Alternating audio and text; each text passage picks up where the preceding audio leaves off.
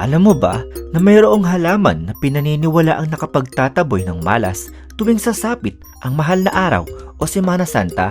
Sapagkat ayon sa mga paniniwala na malakas di umano ang enerhiya ng kamalasan at kasamaan sa mga araw na ito. Kaya upang mapanatili na maganda ang aura at positibo ang enerhiya, ay marapat na magkaroon tayo ng ganitong halaman na sumisimbolo sa kadalisayan. Kaya bago ang lahat ay pakipindot mo muna ang subscribe button at bell icon para palagi kang updated sa mga bago kong upload na video. Ang pitogo o sago plant ay isang halamang iniuugnay sa mga pamahiin tuwing mahal na araw sa Pilipinas. Ayon sa paniniwala, nagsimula ang paggamit nito bilang panlaban sa malas noong unang panahon, noong 33 AD, at naipasa sa kulturang Pilipino noong panahon ng kolonyalismo ng Espanya, kung kailan pinagsama ang katutubong paniniwala at tradisyong Kristyanismo.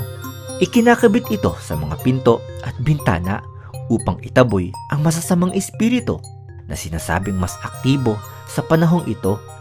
Ang matitibay at matinik nitong dahon ay sumisimbolo ng proteksyon at kabanalan.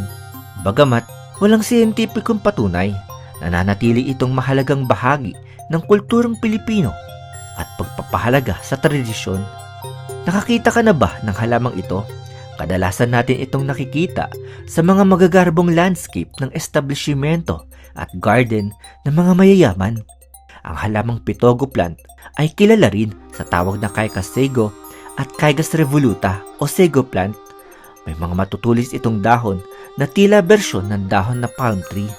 Ang mga malalapad na pag-usbong ng halamang pitogo ay pinaniniwala ang umaakit at minamagnet nito ang good luck at wealth para sa ating tahanan o tinatawag na attracting positive chi.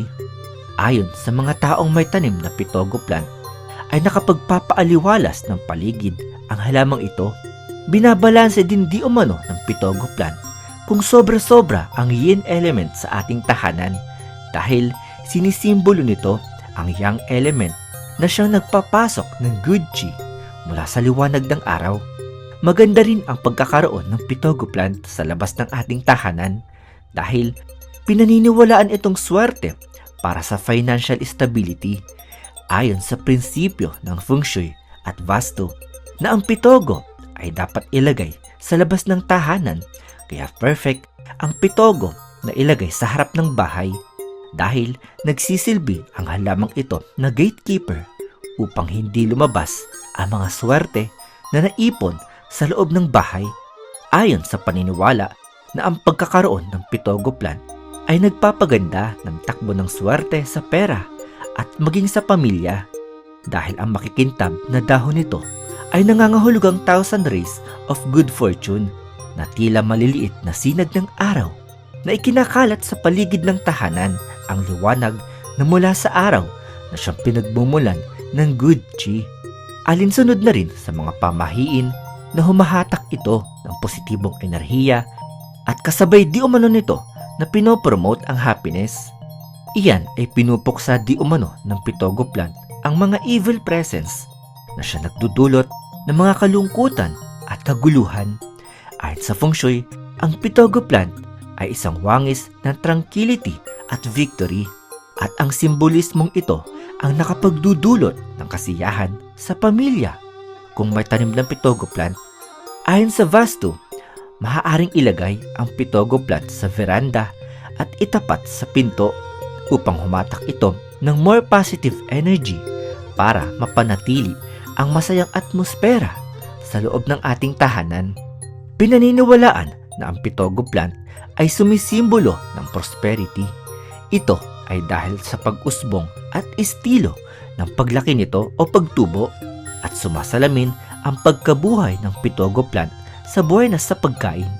Pinaniniwalaan sa Southeast Asia, partikular sa bansang Indonesia, na ang pagkakaroon ng halamang pitogo plant ay hindi masasalat sa pagkain sa hapag ang sino mang mayroon nito. Bukod pa riyan, pinaniniwalaan din na nagtataboy ng masasamang pangitain o masasamang balita ang pitogo plant. At ito ay ayon sa feng shui na isa umano itong gatekeeper plant na nagpapalayas ng mga masasamang elemento. Ang pagkakaroon ng Pitogo plant ay maiiwasan na makatanggap ng masasamang balita tungkol sa trahedya, at ang Guji na ipinapasok ng Pitogo plant sa ating bahay ay nagbibigay proteksyon upang ilayo ang ating sarili sa mga kapahamakan. Kaya ipinapayo na dapat ipwesto ang halamang Pitogo plant sa ating mga entrance door. Ang paglalagay nito sa tabi ng pintuan ay pinaniniwalaan sa feng shui na ang mga makikintab na dahon ng halaman ay sumisimbolo sa pasok ng Guji, sapagkat ang Guji ay kadalasang nagmumula sa mga bagay na pinagmumula ng liwanag, at kung ilalagay di umano ito sa inyong entrance door ay pinopromote nito ang pagpasok ng strong blessings, at pinaniniwalaan din sa matandang kasabihan na ang mga Pitogo plant ay sumisimbolo sa pagkabuhay, kaya kinakatakutan ng malas ang halamang Pitogo plant. Ang full grown size ng Pitogo plant ay umaabot sa 15 feet ang taas.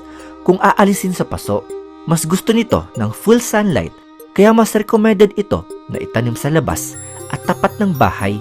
Ngunit tolerable din ito sa low light, kaya maaari din itong itanim sa paso upang mapigilan ang sobrang paglaki nito. Sobrang bagal lamang itong lumaki at kaya nitong mabuhay ng 15 years, at ang iba ay umaabot pa ng 100 taon. Isang paalala lamang, dahil ang halamang Pitogo plant ay sobrang toxic sa tao at sa mga alagang hayop, kaya ipinapayo na ilayo ang halamang ito kung kayo ay mayroong mga inaalagaan sa tahanan. At ang lahat ng mga nabanggit ay ayon sa mga paniniwala at mga pamahiin. Ang swerte ay lalapit sa atin kung sasamahan natin ito ng sipag, at ang mahalaga ay mayroon tayong pananalig sa ating Diyos.